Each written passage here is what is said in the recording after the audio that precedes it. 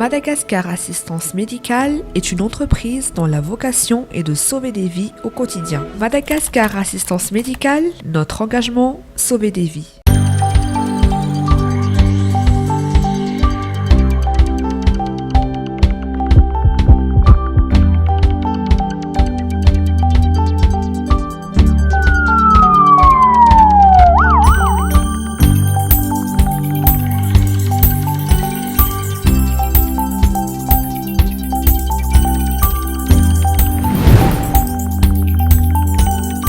Manattrany arafa tompoko lasy tompoko vavy tonga soa ato anatin'ny fandaharana sarobidin'ny fahasalamana.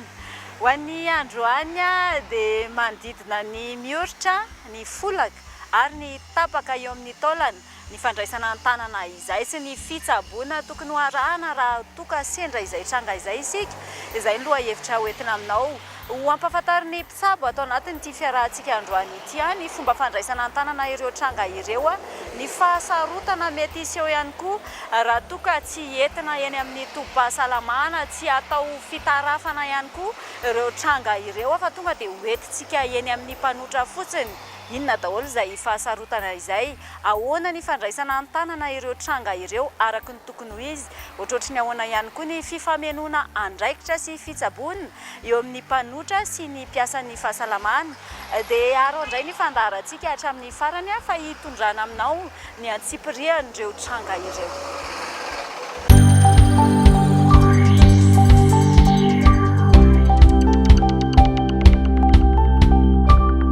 Mbola fahazaran'ny fiarahamonina malagasy ny fanatonana mpanotra rehefa misy tsy fahatombanana amin'ny ozatra na taolana eo amin'ny vatany.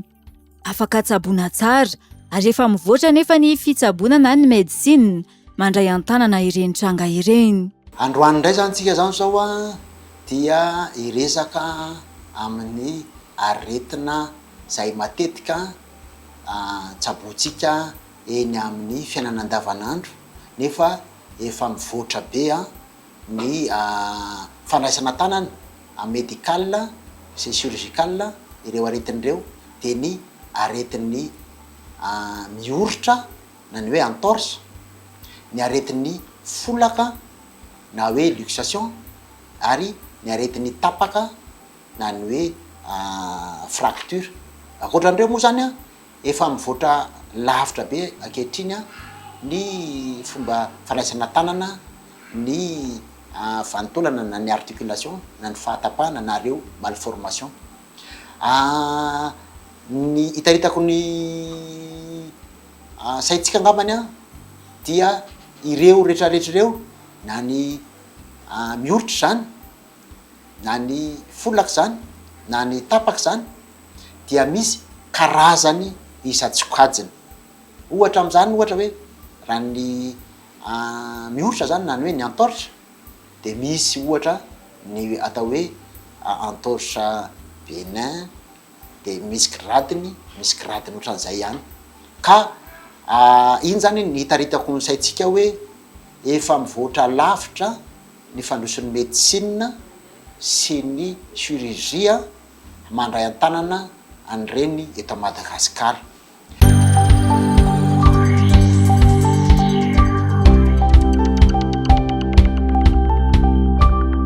Afaka miara-miasa ihany koa ny toeram-pitsaboana sy ny mpanotra ahafahana misoroka ireo fahasarotana mety hitranga raha toka tsy voatsabo araka ny tokony ho izy ny olona mioritra na folaka na tapaka taolana sy ozatra. Manentana antsika hatrany zany ary raha vao misy an'ireny fitrangana aretina arak'ilay voatentsika teo aloha teo ireny zany dia ny tsara indrindra manantona ety amin'ny tobim-pahasalamana. Voalohany amin'izany mety hoe manao fanontaniana aloha ny dokotera na le manao atao hoe interrogatoire, mamantatra an'ilay mécanisme hoe na inona nahatonga azy, ahoana ny gradiny, ary rehefa aveo ny dokotera dia manao ny atao hoe examen paraclinique. Ny voalohany indrindra amin'ireny ny radiologie. Indraindray koa ho antsika eny amin'ny tanàna rehetra eny misy an'ny itsika ohatry ny hoe mpanotra na ny mpitsabo folaka na mpitsabo tapaka dia manentana antsika hatrany mba hiara-miasa amin'ny dokotera mba ho tombontsoa ny mararintsika.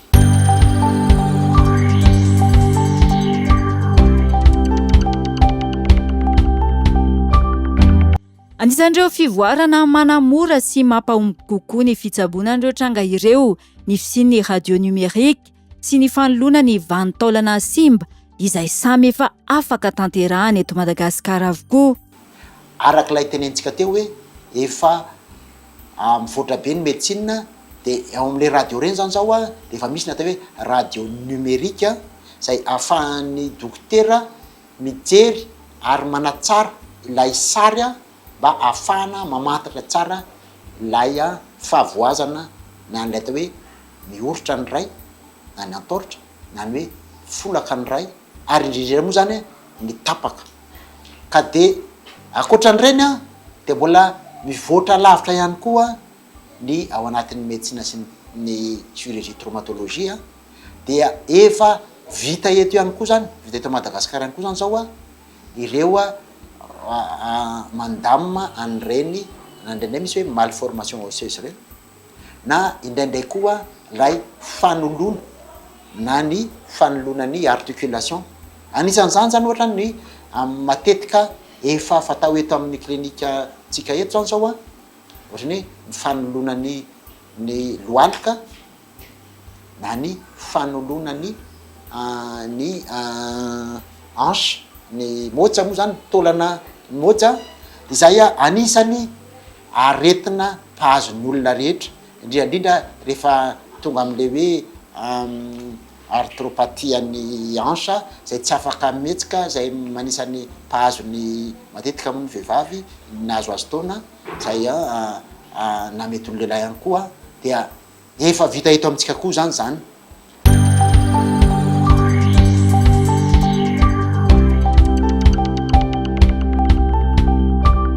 Afaka mifanoro-hevitra tsara araka izany ny mpitsabo nentim-paharazana sy ny mpiasan'ny fahasalamana ary ny mpitsabo. Akoatran'ireny dia mbola misy fitsaboana maro hafa izay mikasika an'izay na ny fitsaboana médical zany na ny fitsaboana chirurgical zany ho amin'ny traumatologie na ny resaka ny articulation izay efa vita eto Madagasikara ka dia manentana antsika hatrany na itsika vahoaka tsotra na isika mpitsabo malagasy na ireo mpanotra na isika mpahay ny raokandro ifanantona amin'ny mpitsabo malagasy na ny dokotera eo akaikitsika zany na ny dokotera manodidina atsika zany ary indrindra moa ety amin'ny dokotera ety amin'ny fitsaboana ety amin'ny klinika fa afaka miresaka afaka mifanolo hevitra tsika mba ho tombotsoan'ny vahoaka malagasy ny miresaka akory dia tsy mandoa vola na afaka miantso telefônina koa tsika mba amantarana an'ireo fanaisana tanana an'ireo aretina voatanisantsika teo aloha teo.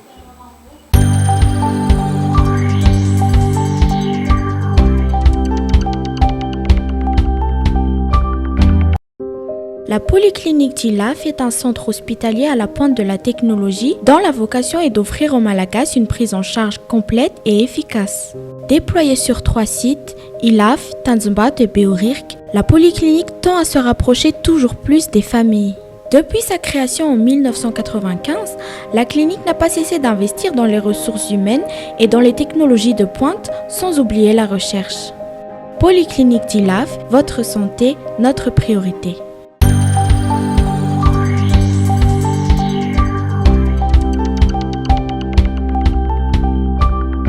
Hojerentsika tsirairay ny mahasamihafa ny mioritra ny volaka ary ny tapaka.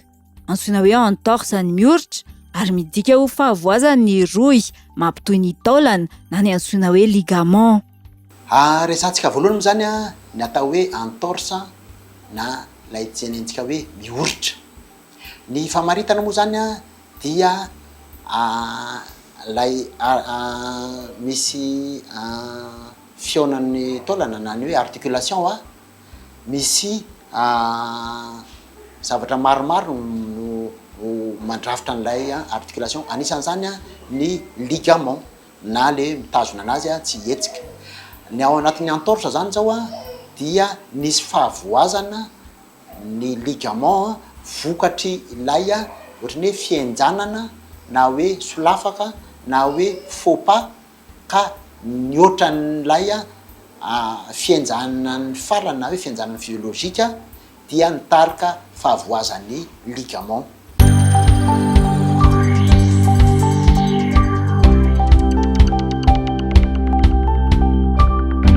Misy dingana telo ny mety ho fahavoazan'io ligament io. Raha zany hoe mienjana fotsiny izy aloha fa tsy mbola nisy anitritrana hoe rupture, zay ny atao hoe bénigne. Ny faharoa efa nianjana izy ary rovotra fa tsy rovotra tanteraka fa rovotra partiel lay ligament zay. De ny farany moa tapaka tanteraka mihitsy le ligament ka nahatonga ny tena fahavoazana somary na ny fitsaboana na ny fandraisana tanana an'iny de tsy maintsy tsara raha ety amin'ny tombo-pahasalamana. Zany ka zany no anaovantsika an'ilay hoe tsara hatrany no miara-miasa na isika marary na isika mpanotra ary miara-miasa amin'ny dokotera mba ahafahantsika mitondra mandray an-tanana anireny mioritra ireny mba raha lay stade 3 zany de tena aleo andeha akety amin'ny tombo-pahasalamana.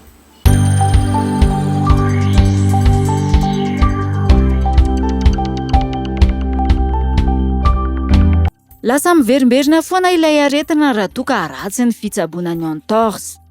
Raha sanatria moa zany ka tonga am'lay araka le tentsika teo hoe entorse grade 3 nefa ratsy fitsaboana dia ireny lay mahatonga an'lay ohatra hoe ny athlète na ohatra hoe mpanao baolina de hoe rehefa misy position any de mihetsika foana le aretina ohatrany hoe nandaka baolina kely de rehefa solafaka kely izy de amihetsika indray le aretika hoe iny zany no vokatra lehibe indrindra. Ary ny farany ratsy indrindra ary de lasa tsy stable atsony le articulation ka mety ahatonga ny luxation any ariny.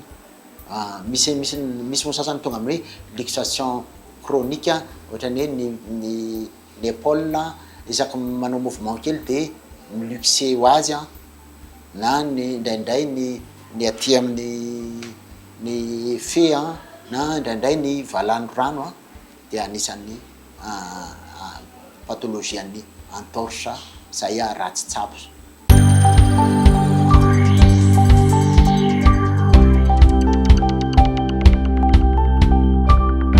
Luxation kosa indray ny folaka ary midika ho fialan'ny taolana teo amin'ny vanin-taolana. Ny folaka indray moa zany dia stady ambonimbony kokoa an'ilay entorse teo fa amin'iny zany dia tavala teo amin'ny articulation ilay articulation zany hoe ohatra zany hoe ny articulation an'ny numérus sy ny épaule sy ny anan'ny clavicule ohatra na ny ato anatin'ny le articulation an'ity glaine tikatra de tafala tao le izy ary permanent le izy maharitra le izy ary manome pôzy ohatrany hoe pôzy tsy fahitany mahazatra ary misy douleur misy manantena marary be ary maka position lay olona am'lay mba tsy etsehany izy. Zany hoe zay zany amantarana ny luxation.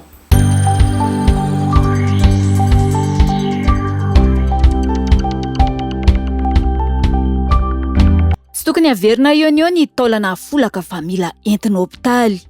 Mailaka mihitsy zany tsika mandray andraikitra mikasika an'io de mitondra azy makany amin'ny hôpitaly aloha fa tsy miréduire anazy aingana. Na zany na zany nefa aloha dia mitsapa aingakaingantsika ny po na ny hoe ny fidoboko ny fo ny fidoboko ny lalan-drà eny amin'ilay lalan-drà périphérie satria mety misy atteinte na fahavoazan'ny lalan-drà sy ny nerf vokatry nylay folaka na le luxation. Ka reny zany mila fitandremana mafy ho atsika mandray tanana an'ireny olona folaka reny ezahana aloha zany hoe tsisy ny complication ana fahavoazan'ny lalandra, ezahana tsisy ny complication any fahavoazan'ny nerf ny osatra ny retsika, ary indrindrandrindra koa hoe assurena fa hoe akoatran'ilay luxation lay folaka tsy misy fracture na hoe fahatapahana na hoe fiendahana eo amin'ilay manodidina an'iny articulation iny na nitolana nany alohany na ny tiarinany. Zay zany no tena fepetra voalohany aloha rehefa mahita folakatsika, ary raha ny tena tsara koa de tsy ezahana averina le folaka fa hoentina makany amin'ny hôpital, raha tsy hoe ohatra hoe efa manao folaka miverimberina le arak'ilay tenentsika tamin'ny heriny la hoe luxation chronique, zany hoe efa miala foana moa zany efa complication ana aretina tany aloha arak'le resaksika tany aloha, de izay indray tsy maninona ny famerenana anazy eny amin'ny toerana nitrangan'le izy. Fa raha ohatra zany hoe voalohany iny ny folaka de ny tsara indrindra manantona makaty amin'ny hôpital, manao radio na imagerie, zay vao mamantatra ny tokony ho atao akoatran'ilay fijerenan'ilay hoe misy complication vasculaire ve mitsapany po, misy complication neurologique ve lay manetsiketsika ny tana, ary misy assuré koa ny fanaintainana atao position mba tsy hampanaintainana n'ilay olona.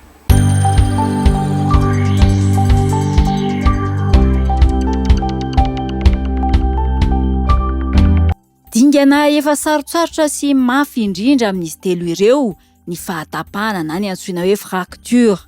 Ny eo amin'ny fahatapahana indray moa zany de iny moa zany nisy tena stady tena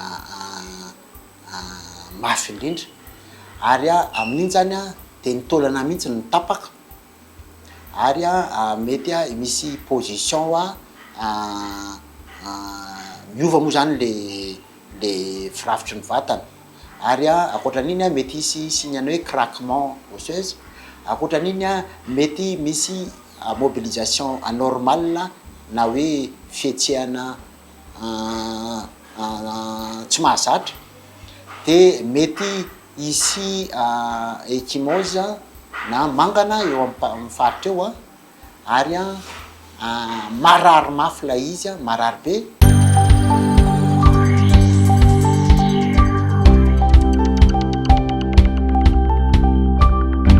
Mila tao izay tsy hapietsika ilay faritra tapaka hisorohana amin'ny fahasarotana. Tena zavatra ho ataontsika voalohany indrindra aloha zany aloha dia atao zay tsietsehan'ilay partie misy an'ilay tapaka mba tsy hisy fietsiketsehana na fietsehan'ilay membre zany na lay partie tapaka ka mety animba zavatra maro.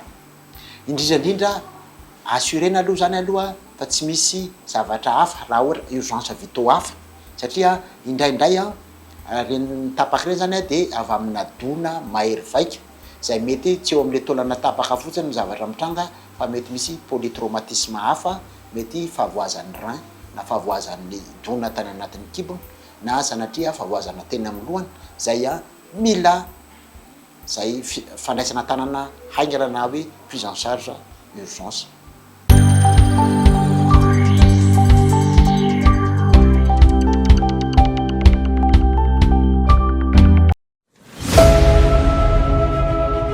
Madagascar Assistance Médicale est une entreprise dont la vocation est de sauver des vies au quotidien. Nous pouvons vous assister pour des interventions d'urgence dans le cas d'un malaise ou d'un accident dans la rue, à domicile ou sur le lieu de travail. Au moindre ennui de santé, appelez le numéro Indigo 215, disponible 24 heures sur 24 et 7 jours sur 7. Madagascar Assistance Médicale, notre engagement, sauver des vies.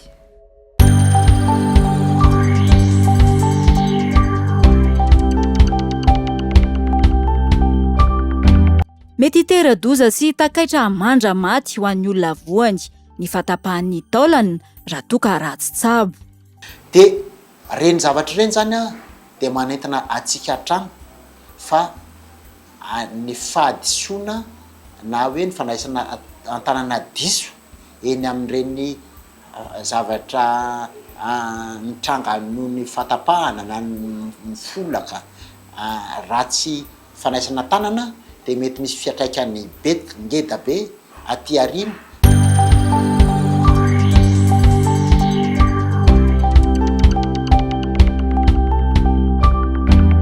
Mila fandraisana ny tanana eny amin'ny hôpitaly ihany koa ity tranga ity. Fa ny fanentanana ho antsika zany dia manentana antsika mba hitondra ny ireny olona tapaka na ny folaka hanantona aingana ny hôpital mba ahafahana hanao ny interrogatoire ary ahafahan'ny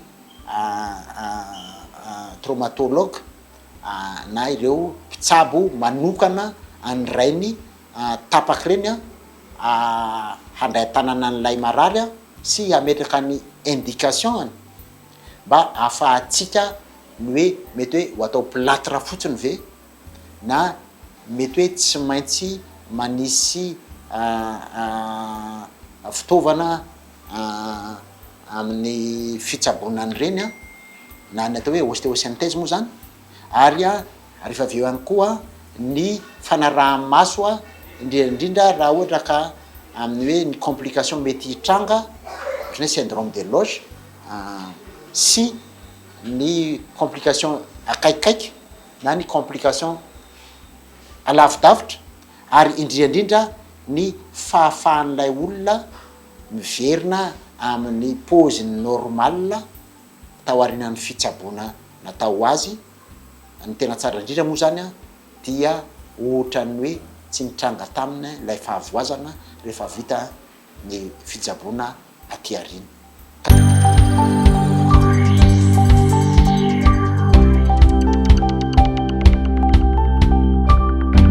Arakaraka ny taolana tapaka ny fandraisana ny tanana sy ny fitsaboana.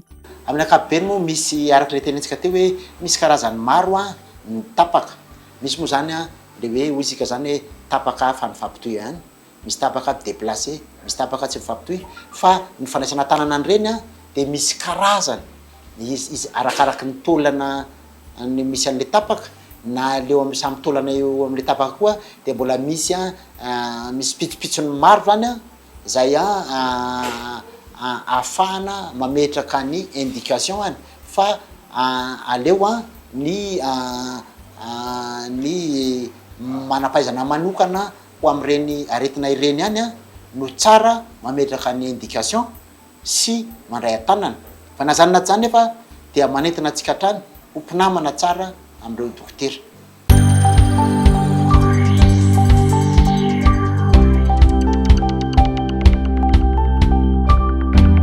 Arak'izay fanazavana ny oetin'ny mpitsabo teo izay dia mety teraka fahasarotana samihafa na complication izay mety azahoantsika takaitra hoentina mandramaty mihitsy ny folaka sy mioritra na tapaka ihany koa eo amin'ny taolana raha toa ka tsy voatsabo araka ny tokony ho izy sy tsy mitohy araka ny tokony ho izy ireo taolana na hozatra voakasika ireo. Antony indrindra anentanana antsika amin'ny fanatonana tobim-pahasalamana rehefa misy tranga mampiahiamy izay hoe mety ho folaka na mioritra na tapaka izay ny hozatra na ny taolana any amin'ny vatantsika any tsy tokony salasalana ihany koa ny fiaraha-miasa eo amin'ny mpanotra izay tsy afaka amintsika malagasy moa izay fahazaran'izay hoe rehefa misy tsy metimety amin'ny taolana na amin'ny hozatra amin'ny vatantsika dia manantona an'ireny mpanotra ireny tokony hifanampy sy hifanohana hifanorohevitra ny mpitsabo sy ny mpanotra ao anatin'izay mba hisiny izay fifamenoana sy fitsaboana araky ny tokony ho izay. Raha toa ka misy tranga ohatra tonga eny amin'ny mpanotra ka ahina hoe tsy ho vitany resaka otra fotsiny fa tokony hanatonana tobim-pahasalamana na mety ho tapaka mihitsy ilay taolana dia tokony tsy salasala anoro an'ireny marary ireny isika ahafahan'izy ireo mahafantatra ny tokony ataony ihany koa. Dia mifarana eto ny fandaharantsika tamin'ity androany ity akasitrahanay feno ny fiarahanao taminay hatramin'ny farany dia manome fotoananao amin'ny herinan'ity izao indray. Veloma tompoko. Madagascar Assistance Médicale est une entreprise dont la vocation est de sauver des vies au quotidien. Madagascar Assistance Médicale, notre engagement, sauver des vies.